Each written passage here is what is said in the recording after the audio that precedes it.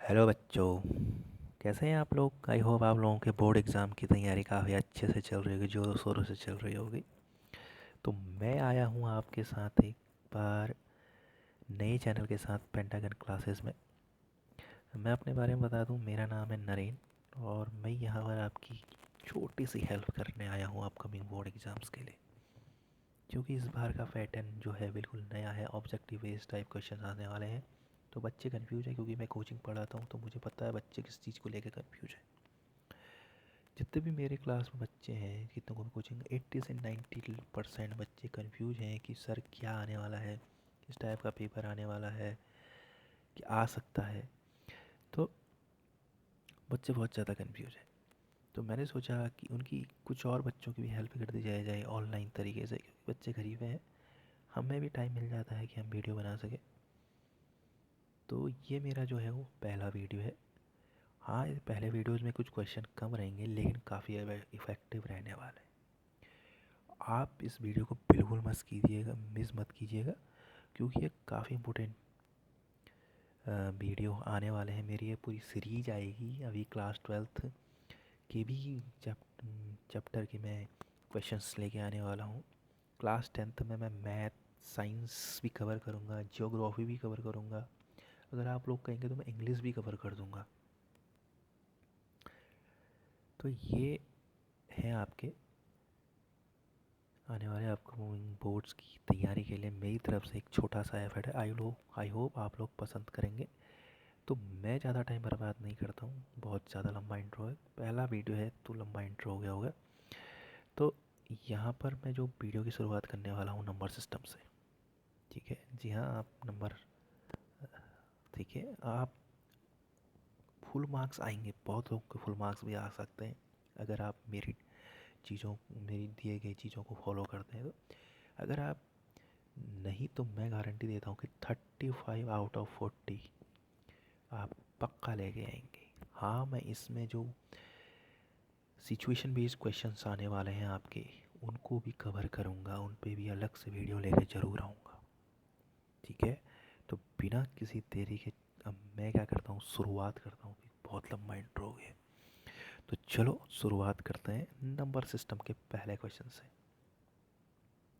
ठीक है, तो यहाँ पर हम शुरुआत करने जा रहे हैं अपने पहले क्वेश्चंस की। और जो लिखा है, the decimal representation of 23/2^3 will be. अब आपको पता होगा टर्मिनेटिंग होगा कि नॉन टर्मिनेटिंग, और non terminating repeating, non terminating and non repeating. देखो, इस टाइप के क्वेश्चन आने वाले हैं, बहुत ही सिंपल तरीके के क्वेश्चन आने वाले हैं। ठीक है, लेकिन आपको कंफ्यूज नहीं होना है। जब भी ऐसे क्वेश्चन आते हैं, जब भी ये पी बाई क्यू की फॉर्म में अगर कोई नंबर लिखा जाता है, तो आपको ये डी को तो मार्क करना ही नहीं। डी मतलब, सॉरी, नॉन टर्मिनेटिंग और नॉन रिपीटिंग करना ही नहीं है। क्यों नहीं करना है? उसको आपने इग्नोर मार देना है। क्यों मार देना है? क्योंकि आपको पता है नॉन टर्मिनेटिंग और नॉन रिपीटिंग को पी बाई क्यू की फॉर्म में नहीं लिख सकते हैं। समझ में आई बात? जब आपको क्या दिखे, इस फॉर्म में दिखे, या फिर आपको क्या दिखे, पी बाई क्यू की फॉर्म में दिख जाए कोई भी नंबर 15/20 समथिंग, कुछ कोई भी नंबर पी बाई क्यू की फॉर्म में दिखाओ, तो ये वाला ऑप्शन तो आपका हट गया। इवन आपका नॉन टर्मिनेटिंग भी हट जाएगा। क्यों हट जाएगा नॉन टर्मिनेटिंग वाला पार्ट? क्योंकि नॉन टर्मिनेटिंग और रिपीटिंग आया हुआ है। नॉन टर्मिनेटिंग के ही दो पार्ट होते हैं, नॉन टर्मिनेटिंग और repeating. Non terminating and non repeating. जब नॉन रिपीटिंग को हम हटा दें तो बचा हुआ वाला पार्ट सिर्फ बचेगा नॉन टर्मिनेटिंग एंड रिपीटिंग। तो हमारे पास सिर्फ दो ऑप्शन बच सकते हैं, एक टर्मिनेट हो सकता है, फिर ये आ सकता है नॉन टर्मिनेटिंग, या नॉन टर्मिनेटिंग और नॉन रिपीटिंग वाला ऑप्शन आपको ऐसे हटाने हैं। आपको क्या करना है, ऑप्शन को कैंसिल करते हुए चलना है।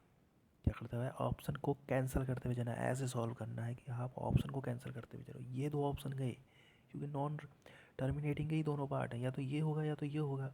अब आपने इसको इग्नोर कर दिया तो सिर्फ यही बचा। अब वो नॉन टर्मिनेटिंग का यही पार्ट है। सिंपल सी बात है, दोनों एक ही चीज़ है, कहने का मतलब ये है। ठीक है, तो अब हम जब बात करने जा रहे हैं कि टर्मिनेटिंग होगा कि नॉन टर्मिनेटिंग या रिपीटिंग होगा, सिंपल सी बात है। ठीक है, तो चलो इसको सॉल्व करने की कोशिश करते हैं। देखो सॉल्व कुछ नहीं करना, सिंपल सी बात है। आप जानते हैं कि नॉन टर्मिनेटिंग कब होता है। देखो टर्मिनेटिंग क्या होता है, जो फ्रैक्शंस होती है, क्या होती है फ्रैक्शन, उसके डिनोमीटर में क्या हो, या तो टू की पावर, मेरी बात ध्यान से सुनना, या तो क्या हो टू की पावर समथिंग हो, या फिर आपको क्या दिख जाए, 5 की पावर दिख जाए। कुछ भी हो सकती है, 1 2 3 4 5 समथिंग, एनीथिंग। मैं नहीं कह रहा हूँ कि कोई भी पावर हो। तो यहाँ पर या तो आपको क्या हो, 2 की पावर दिखे, या फिर आपको 5 की पावर दिखे, या फिर आपको दोनों की पावर दिख जाए। मेरी बात ध्यान से सुनना, या तो आपको क्या दिखे 2 की पावर, या फिर आपको 5 की पावर, या फिर क्या दिखे दोनों की पावर। इन दोनों के अलावा किसी और तीसरा पावर हमें नहीं दिखना चाहिए। अगर दिखता है तो उसको हम क्या करेंगे, कट करने की कोशिश करेंगे न्यूमरेटर में किसी पार्ट से। समझ भाई, दैट्स वाई अगर वो ये सारी चीज़ों को फॉलो करता है, यानी कि 2 की पावर दिख रही है अगर, या फिर 5 की पावर दिख रही है, या फिर दोनों की पावर दिख रही है, इसके अलावा कोई और पावर नहीं दिख रही है, तो वो आ जाता है टर्मिनेटिंग। अगर उनके अलावा कोई और पावर दिखती है तो वो सीधे आपने कर देनी है नॉन टर्मिनेटिंग एंड रिपीटिंग वाले पार्ट में। सिंपल, ये दो ऑप्शन तो हमने गिनने ही नहीं है। तो दो ही ऑप्शन बचते हैं हमारे पास, टर्मिनेटिंग, नॉन टर्मिनेटिंग या रिपीटिंग में। तो टर्मिनेटिंग का मैंने केस बता दिया, अगर आपको 2 की पावर दिखती है, या फिर 5 की पावर दिखती है, या दोनों की पावर दिखती है, तो टर्मिनेटिंग होगा। अगर इसके अलावा किसी और की भी पावर दिखती है, अगर वो कट नहीं हो रही है ऊपर किसी पार्ट से, न्यूमरेटर वाले पार्ट से, तो वो आपको सी में डाल देना है, सीधे के सीधे। आपको ऐसे टिक करना है, आपको सॉल्व नहीं करना। ठीक है, तो अब आप इसको सॉल्व करेंगे तो आपको इस सवाल में क्या दिख रहा है, इस सवाल में आपको सी से सिंपल दिख रहा है 2 की पावर 3, और क्या दिख रही है 5 की पावर 2। तो मेरे अकॉर्डिंग मैंने क्या कहा कि डिनोमिनेटर में या तो 2 की पावर हो, या तो 5 की पावर है, या फिर दोनों की पावर हो, और इसके अलावा कोई और पावर नहीं है, तो टर्मिनेटिंग है। तो यहाँ पर ऑप्शन क्या हो जाएगा, टर्मिनेटिंग। क्या हो जाएगा, टर्मिनेटिंग। यहाँ पर ऑप्शन ए यहाँ पर इसका क्या है, करेक्ट आंसर है। आप लोग, मेरे को लगता है आपको समझ में आया होगा कि आपको कैसे ठीक करना है। आपको हड़बड़ाहट बिल्कुल भी नहीं करनी है। ठीक है, क्या नहीं करनी, बिल्कुल भी नहीं करनी। अब सर आपने बोला कि सर कट कैसे करेंगे, देखो कट करने का मान लो इस तरीके का है। ठीक है, कुछ इस तरीके का है, कुछ इस तरीके का है कि यहाँ पर नहीं है। ठीक है, तो अब मैंने पूछा कि ये टर्मिनेटिंग होगा कि नॉन टर्मिनेटिंग होगा, यानी रिपीटिंग होगा। हमारे पास दो ही ऑप्शन है, वो तो हमने कैंसिल कर दिया, क्योंकि पी बाई क्यू की फॉर्म में लिख रहे हैं, ये आएगा ही नहीं नॉन रिपीटिंग। नॉन रिपीटिंग इसका यही रहेगा। तो देखो मैंने क्या कहा, या तो 2 की पावर होनी चाहिए, 5 की पावर, या दोनों की पावर होनी चाहिए, या फिर उसके अलावा किसी और की पावर नहीं होनी चाहिए। तो अगर हो रही है तो उसको हमें कट करने की कोशिश करनी है पहले, अगर नहीं होती तो उसके बाद देंगे। तो उसको सबसे पहले हम कट करने की सोचेंगे, तो उसको क्या करेंगे, ऊपर वाले को फैक्टराइज करेंगे। तो आपको बताया 49 क्या लिख सकते हैं हम, 7 × 7, नीचे उतना ही रहेगा, 5 की पावर 10 × 7 की पावर 2। तो आपको क्या दिख रहा है, ये 7 की पावर 2 से क्या हो गया है, कट हो गए हैं। और ये सिर्फ डिनोमीटर में क्या बचेगा, ये वाले 5 बचेंगे, 2 और 5 की पावर। तो ये भी किस में आ जाएगा, टर्मिनेटिंग में आ जाएगा। किस में आ जाएगा, टर्मिनेटिंग में। तो आई होप आप लोगों को ये बात समझ में नहीं आ रही होगी। नॉन टर्मिनेटिंग का केस कब होता, नॉन टर्मिनेटिंग का केस कब होता, अब अगर मैं कहता कि यहाँ पर 49 ना हो के, यहाँ पर मान लो मैंने 10 लिख दिया, क्या लिख दिया, 10 लिख दिया। ठीक है, अब इसको मैं सॉल्व करने जा रहा हूँ, तो इसको भी थोड़ा सा कट कर देता हूँ। तो अगर देखो इसको मैं अगर कट करता तो कितना आता है, 2 × 5, इससे ज़्यादा ये इसको फैक्टराइज नहीं कर सकते। तो आपको दिख रहा होगा यहाँ 7 की पावर क्या नहीं हो रही है, कट नहीं हो रही है ऊपर वाले किसी भी नंबर से। तो यहाँ पर क्या आ जाता, सिंपली यहाँ पर ये हो जाता नॉन टर्मिनेटिंग। क्यों हो जाता, क्योंकि हमें यहाँ पर 2 की पावर तो मिल रही, 5 की पावर भी मिल रही, इसके अलावा हमें 7 की पावर भी मिल रही है, जो कि हमें नहीं चाहिए। समझा मेरा, आई होप आप लोगों को समझ में आएगा। तो इसलिए हमें नॉन टर्मिनेटिंग में डाल दिया है। ठीक है, तो नेक्स्ट क्वेश्चन पे चलते हैं। अब हमें निकालना है एलसीएम। क्या निकालना है, एलसीएम। बहुत ही सिंपल क्वेश्चन है, बहुत ही सिंपल। देखो पहले आपको नंबर मिलते थे, अब यहाँ पर देखें प्राइम फैक्टराइजेशन। ठीक है, अगर आपको अच्छे से नहीं दिख रहा है तो ये लिखा है 2 की पावर 3 इंटू 3 की पावर 2 और 2 की पावर 2 इंटू 3 की पावर 3। इनके बीच में मेरे को क्या निकालना है, एलसीएम निकालना है। क्या निकालना है, एलसीएम निकालना है।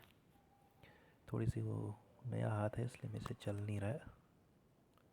ठीक है, तो देखो इनका एलसीएम निकालना है, इन दो नंबरों के बीच में एलसीएम निकालना है। बहुत आसान है, क्या है, बहुत आसान है। आपको क्या करना है, इन दोनों पार्ट्स में नंबर की मैक्सिमम पावर उठानी है एलसीएम के लिए। क्या उठानी है, नंबर की मैक्सिमम पावर उठानी है। जैसे यहाँ 2 है, यहाँ भी 2 है, इनमें मैक्सिमम पावर किधर है, इधर है 2 की पावर 3, तो ये उठा लिया मैंने। ठीक है, उसके अलावा इधर इधर भी 3 है, इधर भी 3 है, मैक्सिमम पावर किधर है, इस वाले पार्ट में, तो इसको उठा लाया। ठीक है, अगर और कोई भी नंबर होता तो उसकी भी क्या देखते हैं, मैक्सिमम पावर देखते हैं। ये हो गया आपका एलसीएम, यानी कि आपका ऑप्शन हो गया सी। क्या हो गया, सी। अब मान लो एचसीएफ निकालना होता, इसी को घुमा के एचसीएफ पूछ सकते हैं। तो जैसे ही मैंने यहाँ पर क्या पूछा है, मैक्सिमम पावर उठाइए, यहाँ पर हम उठाते हैं लोवेस्ट पावर। ठीक है, तो 2 इधर भी है, 2 इधर भी है, तो ये उठाते हैं हम 2 की पावर 2, और यहाँ से क्या उठाते हैं 3 की power 2। That is our HCF. तो आपको ध्यान देना है, एलसीएम में हमने क्या उठाना है, मैक्सिमम पावर उठानी है। एलसीएम में क्या उठानी है, लोवेस्ट पावर उठानी है। क्या उठानी है, लोवेस्ट पावर उठानी है। तो इसका आंसर हो जाएगा आपका सिंपली सी। अब चलो मान लेते हैं कहीं पर ही आपको कोई नंबर ना दिया, कहीं पर ही आपको कोई नंबर नहीं दिया। फॉर एग्जांपल मैं आपको एक सवाल देता हूँ। ठीक है, क्या देता हूँ आपको, एक क्वेश्चन देता हूँ। जैसे मान लो आपको ये ए दिया हो, 2 की पावर 4 इंटू 3 की पावर 2 इंटू 5। ठीक है, 5 की पावर 2, और एलसीएम एक और पूछा है हमें 2 की पावर 3 इंटू 3 की पावर 3। इसके बीच में आपको एलसीएम या फिर एचसीएफ निकालने को पूछा गया, एलसीएम या एचसीएफ। तो मैंने क्या बोला, एलसीएम में तो आपको क्या उठानी है, मैक्स पावर उठानी है। क्या उठानी है, मैक्स पावर। तो इधर 2 है, इधर भी 2 है। ठीक है, इनकी मैक्सिमम पावर कितनी है, 4, तो 2 की पावर 4। Got it. इधर टी की उसके बाद उठाना है 3, तो 3 की पावर 2 है, उसके बाद 3 की पावर 3 है, तो मैक्सिमम पावर किस तो सी है, 3 की पावर 3। ठीक है, अब लेकिन यहाँ पर यहीं पर ही नहीं रुक जाना है। उसके बाद अगर हम देखें, इधर 5 की पावर 2 है, इधर 5 तो है ही नहीं। ठीक है, या फिर यहाँ हो सकता है, यहाँ नहीं हो सकता। ठीक है, तो फिर हम क्या कर सकते हैं, इसको इस तरीके से, इसमें कुछ नहीं है तो इसी को लिख सकते हैं 5 की पावर 0। इधर कह सकते हैं 5 की पावर 0, या हम क्या कर सकते हैं, इसको भी इंक्लूड सीधे सीधे कर सकते हैं 5 की पावर 2। That is LCM. अगर मुझे एचसीएफ निकालना होता है इसी नंबर का, तो एचसीएफ में हम क्या लेते हैं, यहाँ लोवेस्ट पावर।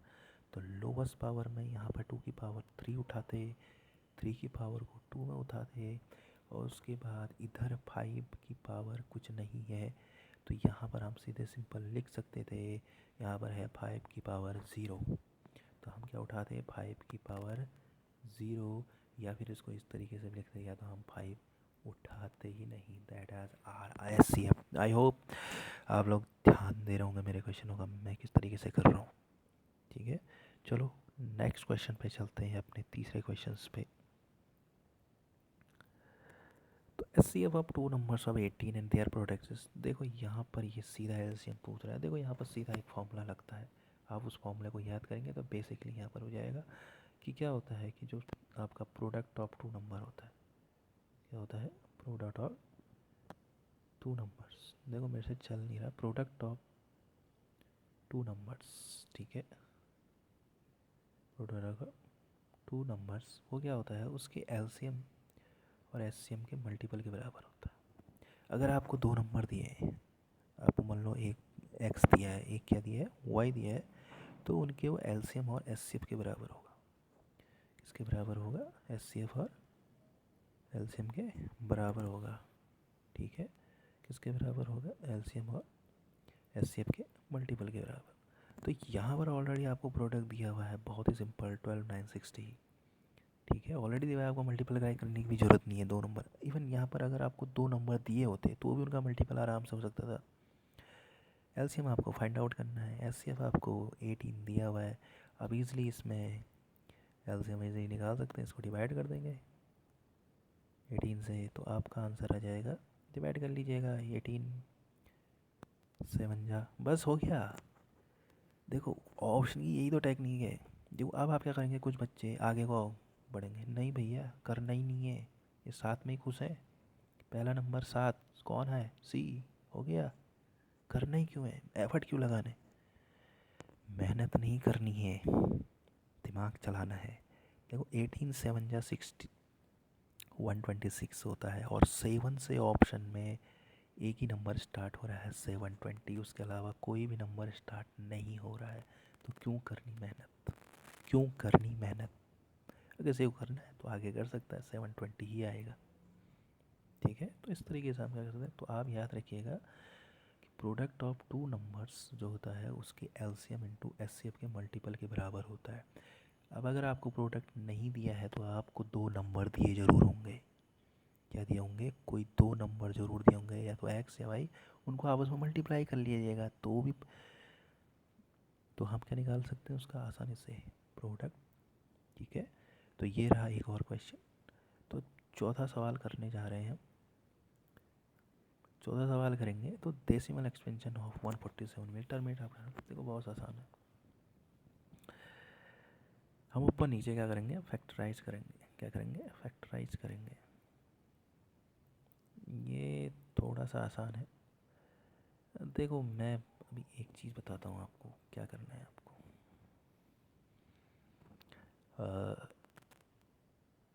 अगर मैं इसका शॉर्टकट बताना चाहूँ तो मैं इसमें कह सकता हूँ 3,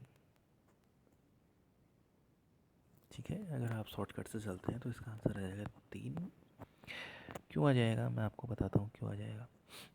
इस ज़ीरो को हटाइए, इस ज़ीरो को इग्नोर मारिए, इस ज़ीरो को इग्नोर मारिए फ़िलहाल, वो बताता हूँ क्यों मारना है इग्नोर, क्योंकि ये 10 है, क्या है, 10 है। छोड़ो छोड़िए, आप शॉर्टकट रहने दीजिए, आप इसको फैक्टराइज करिए, क्या करिए, फैक्टराइज। तो आपको ये दिखेगा, अगर आप ये 147 को फैक्टराइज करेंगे तो ये इस तरीके से आएगा, 3 इंटू 7 इंटू 7 इंटू 7, ठीक है। और 120 को आप फैक्टराइज करेंगे तो 2 इंटू 2, ठीक है, 2 इंटू 2,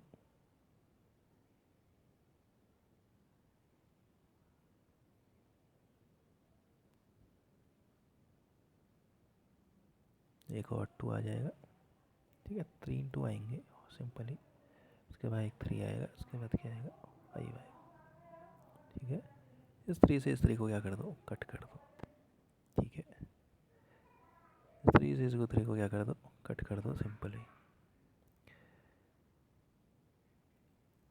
अब आप क्या करें,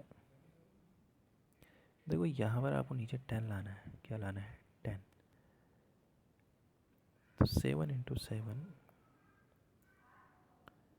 अपॉन, देखो 10, अब यहाँ पर क्या चाहिए हमें, 2 इंटू 2 इंटू 2, 3 2 है, तो यहाँ पर हम 10 बनाने के लिए हमें 3 5 चाहिए, क्या चाहिए, 3 5। तो हम क्या करिए, हमें 2 5 की कमी है, तो ऊपर नीचे हम 2 5 से क्या कर देते हैं, मल्टीप्लाई। उससे क्या होगा कि यहाँ पर पेयर बन जाएंगे, 1 10 का पेयर बन गया, 2 10 के पेयर बन गए, और 3 10 के पेयर बन गए। 3 10 के पेयर बन गए यानी कि 1000, दैट मीन यहाँ पर कितने जीरो हैं, 3 जीरो हैं, तो ये 3 डेसिमल के बाद ख़त्म हो जाएगी कहानी, ठीक है। कितने जीरो हैं यहाँ पर, 3 जीरो है, सॉल्व नहीं करना, बिल्कुल सॉल्व नहीं करना। देखो मैंने क्या किया, मैंने दोनों को क्या किया, फैक्टराइज किया, ऊपर नीचे फैक्टराइज, 3 से 3 कट कर दिया क्योंकि वो एक्स्ट्रा हो रहा था। अब देखो यहाँ पर 3 2 है, और मेरे पास सिर्फ 1 5 था, मुझे 10 के पेयर चाहिए, किसके चाहिए, 10 के पेयर, ठीक है। 10 पेयर कैसे बनता है, अगर 2 को 5 से मल्टीप्लाई कर देंगे तो कितना आ जाएगा, 10, यानी कि एक 2 का पेयर, एक 2 चाहिए, एक 5 चाहिए, तो 10 बन जाएगा। यहाँ पर मेरे पास कितने 2 हैं, 3 2, लेकिन मेरे पास कितना था, एक ही 5 था, तो मैंने क्या किया, मैंने 2 और 5 से क्या करा दिया, मल्टीप्लाई करा दिया। ऊपर भी कराना है, नीचे ही नहीं, खैर कोई फ़र्क नहीं पड़ता क्योंकि आपको सॉल्व तो करना नहीं है। तो मेरे को पेयर बनाना है, तो आपको तो सिर्फ ढूंढना है कि कितने प्लेसेस के बाद, तो आप सिंपली क्या करेंगे, क्योंकि 2 5 की कमी कर रही थी मेरे को, तो मैंने क्या करा, 2 5 की मल्टीप्लाई करा दी, तो क्या बना, पेयर बन गया मेरे पास, 1 2 5 का पेयर बन गया, फिर 1 2 5 का बन गया, फिर 1 2 5 का, क्या हो जाएगा, 2 5 या 10, एक पेयर बन जाएगा 10 का, इसका पेयर बन जाएगा एक और 10 का, फिर क्या बन जाएगा एक और 10 का पेयर बन जाएगा। तो 3 10 के पेयर यानी कि 3 स्थान के बाद मेरा काम बहुत ही, आपको सॉल्व करना ही नहीं है। सॉल्व करने जाएंगे आपका टाइम बर्बाद होगा, आप फालतू का टाइम वेस्ट कर रहे हैं, अपनी एनर्जी वेस्ट कर रहे हैं। बस हो गया, इसको सॉल्व करने की ज़रूरत नहीं है, डिवाइड करने की ज़रूरत है। 3 10 दिख रहे हैं ना, यानी कि 3 डिजिट ख़त्म। ठीक है, तो अब नेक्स्ट क्वेश्चन की तरफ बढ़ते हैं। आई होप आपको सही लग रहे होंगे ये क्वेश्चंस, क्योंकि अब देखो, अब ये है फैक्टराइजेशन करना है इसका। क्या करना है? Factorisation of 3825। देखो मैं आपको बता दूं, इसमें करने की भी ज़रूरत नहीं है। अगर आप दिमाग लगाएंगे ना, आप 5 सेकंड में ढूंढ लेंगे इसका आंसर। इसका आंसर है सी। इसका आंसर है सी। क्यों है यहाँ पर, क्या बोला है? Prime factorisation. प्राइम फैक्टराइजेशन यानी कि प्राइम नंबर होने चाहिए फैक्टराइजेशन में। अगर आप पहले में गौर करेंगे 21 दिख रहा है, 21 not is a prime numbers. तीस दूसरे में अगर देख लेंगे, दूसरे ऑप्शन में तो 35 दिख रहा है, that is also not a prime numbers.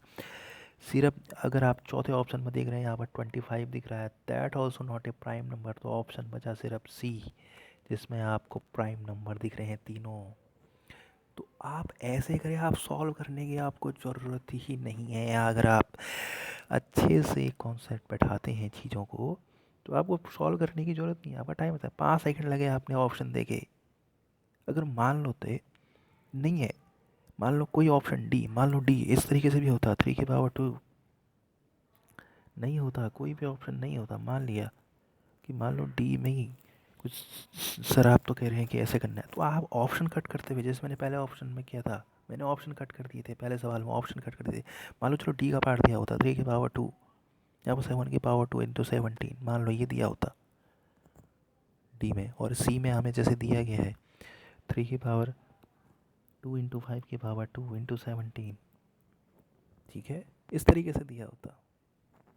मान लेते कि ए और, चलो अपने टेक्निक से ये देखा कि ए और बी तो नहीं है, मान लो डी ऑप्शन ये होता, 25 के बदले 7 होता, 25 के बदले 7 होता, मान लिया मैंने, और आपको सी में दिखा, तब आप कहते हैं सर इसमें तो तीनों प्राइम है, इसको सॉल्व करना पड़ेगा। नहीं भाई, यही तो मूर्खता है। आपको अगर सिक्स्थ में आपने एक चैप्टर पढ़ा होगा, डिविजिबिलिटी रूल। ठीक है, क्या पढ़ा होगा? Divisibility rule. तो यहाँ पर नंबर क्या दिख रहा है आपको? 3825। इनमें कॉमन क्या है? 3 और 17 कॉमन है, 5 और 7 कॉमन नहीं है। तो जो कॉमन नहीं है उनसे डिवाइड करके देखो, अगर उनसे डिवाइड हो रहा है तो वही है। तो जैसे मैं सी ऑप्शन कह रहा हूँ, इसमें क्या कॉमन नहीं है? इन दोनों ऑप्शन में क्या कॉमन नहीं है? 5। तो देखो क्या ये नंबर 5 से डिवाइड होता है? यस ऑफ कोर्स ये 5 से डिवाइड होता है, क्योंकि 5 का डिविजिबिलिटी रूल है कि उसके आखिर में, उसके यूनिट प्लेस में या तो 0 होना चाहिए, तो क्या होना चाहिए? 5 होना चाहिए। तो इसमें 5 है, तो that means this is right, this can't be right. ठीक है, this can't be right answer. देखो स्मार्ट तरीके हैं हमें इसे सॉल्व करने। मेरे पास टाइम कम है, अगर आप और ज़्यादा सीखना चाहते हैं, इन क्वेश्चनों को कैसे सॉल्व करना चाहते हैं, तो देखिए टाइम कम है, इस वजह से मैं कर नहीं पा रहा हूँ। मेरी ऑलरेडी 23 मिनट की वीडियो बन गई है। ठीक है, तो मैं यहीं पर इसको तय एंड करना चाहता हूँ। अगली वीडियो में कुछ और क्वेश्चनों के साथ आऊँगा। ठीक है, तब तक आप मेरे, अगर आप मेरे पढ़ाए हुए मेथड को पसंद कर रहे हैं तो इस वीडियो को लाइक कीजिएगा, इसको कमेंट भी कीजिएगा, और जितना हो सके इसको शेयर कीजिएगा। नया चैनल है, प्लीज़ शेयर और सब्सक्राइब दोनों कीजिए। बैकग्राउंड की नॉइज़ को बिल्कुल ही ओके नहीं किया। अभी मैंने एक माइक भी मंगाया, अभी तो मैं हेडफोन से कर रहा हूँ, तो आवाज़ भी मेरी थोड़ी सी ख़राब आ रही होगी। मैंने हेडफोन ऑर्डर किया हुआ है अमेजोन से, तो अच्छा किया है बोया, देखा था मैंने वीडियो। तो आई होप आप लोगों को ये वीडियो पसंद आया होगा। चैनल के साथ बने रहिएगा, क्योंकि मैं ऐसे ही वीडियोस लाते रहूँगा। Till then goodbye, and अपना ख्याल रखिएगा और बोर्ड की एग्ज़ाम की तैयारी करते